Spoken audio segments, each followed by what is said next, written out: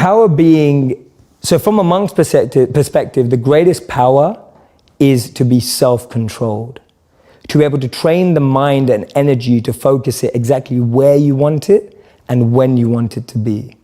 You are completely detached and undeterred from external ups and downs. You're able to navigate anything that seems tough, challenging, fun, excitement, with the same amount of being equipoised and balanced and equanimity, without being too excited in pleasure or being too depressed in pain.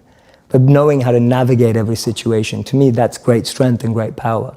I heard in one of your talks you were saying that if you look at a literal lifeline, a heartbeat, for instance, you know, it's up and it's down, and people have this sense that something like enlightenment would be that the equanimity forever and just an even keel. And you said, but what does that resemble? It resembles a flat line when you die. Correct. So what is it like? What I love about you is you sort of went into the wilderness of being a monk, but you've brought it back to the real world. Because when you talk about a monk, you talk about them being detached, and that to me seems like the only real way to have that sort of super even keel existence, which is not appealing to me personally. So if you're bringing back that notion of power, of having control over yourself, not letting your emotions take you everywhere, but knowing that life is the series of ups and downs, what does that power look like when it's brought back? Absolutely, and actually that's the whole aim of monk training. It's more like a training system than it is a lifelong commitment. It is bringing that mindset into the real world where you get to test it. Now, I got to do that for real when I left being a monk around 5 years ago. And when I left, it was like, oh my God, I'm in the real world now again, real world. I have to think about how to apply all this. I'm gonna test for real all this stuff that I've learned. And I was scared. Like, I was nervous, I was anxious, and all those things that I've been trained not to be rushed back. Because for the first time in my life, I had to really put it into practice. And I love that feeling. I'm so glad that I had to do that. So for me, actually, the mindset is completely trainable to bring into the real world. That's what I'm trying to do. And what it allows you to do is, it allows you to gain clarity and perspective when you need it. Because you know when you can just take a bird's eye view from something. You know when you need to get close into something. You know when you need to pull back from something. There's a beautiful verse in the Bhagavad Gita that says that detachment is not that you own nothing.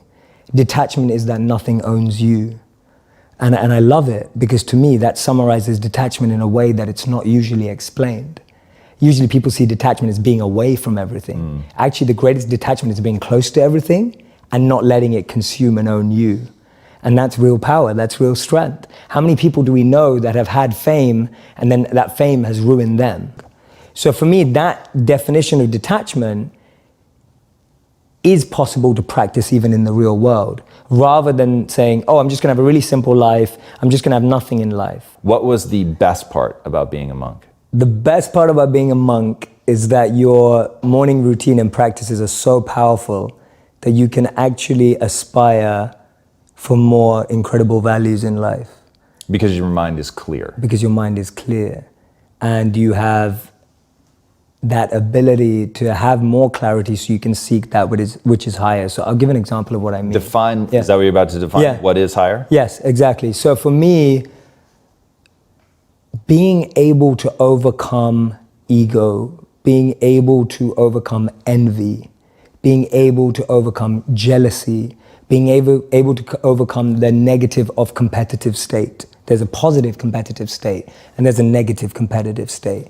Today, when people are looking on Instagram or Facebook or YouTube, all you're looking at is, oh, she got that many likes, or he got that many likes, she got engaged, or he got married, or, oh my God, look at her body, or look at that. And it's like, that stuff's destroying us inside. Envy, jealousy, ego, greed. To be able to have enough clarity to purify yourself of those things is gonna alleviate the biggest anxieties and depressions of our time and mental health problems.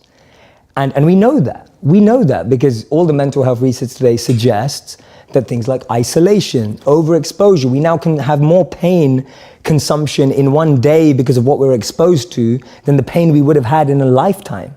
That's huge.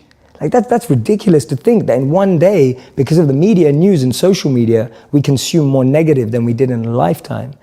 For me, being able to have time, energy, and clarity to focus on self-purification, that is the best thing about being a monk.